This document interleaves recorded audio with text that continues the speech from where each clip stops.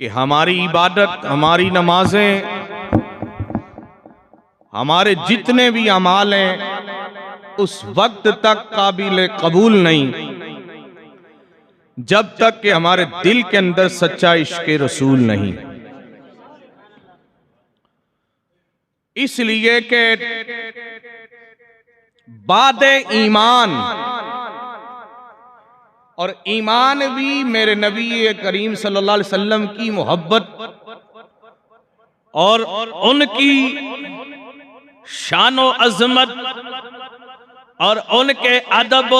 ताजीम पर कायम है। उसमें जर्रा भर भी अगर थोड़ी बहुत भी कमजोरी हुई तो ईमान का ही प्लेटफॉर्म खत्म हो जाता है। और ईमान का प्लेटफॉर्म वो है कि जिस पर रहते हुए हम अमल के बीज डालते हैं और उन बीजों का जो फल है वो हमें आखिरत में मिलने वाला है।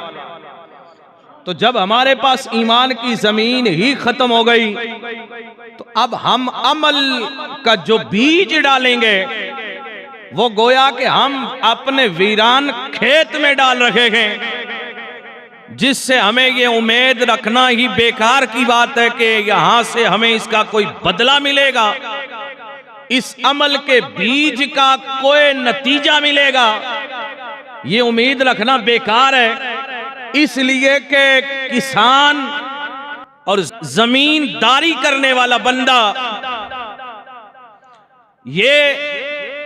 सोच करके बीज नहीं डालता कि मैं इसे डाल दूं और फिर मुझे इसका बदला, इसकी मेहनत का सुमरा मुझे ना मिले, बल्कि वो इसलिए डालता है कि मैं एक डालूंगा और कई कई इसके बदले में मिलेंगे। और ऐसे ही मेरे रब ने कुरान में भी फरमाया है कि तुम जो बीज डालोगे तो दुनियावी बीज एक डालने से कई दाने मिलते हैं, लेकिन इधर बीज डालोगे एक के कई नहीं कई कई गुना ज्यादा मिलेंगे।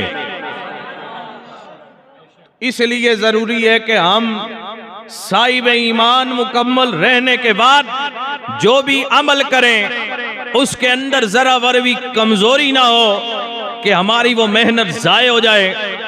इसलिए जरूरी है कि ये मगरबी तहजीब से उठने वाली ये हवाएं, ये फजाएं जो हमें बता रही हैं कि क्या तू बंदा ए मोमिन है,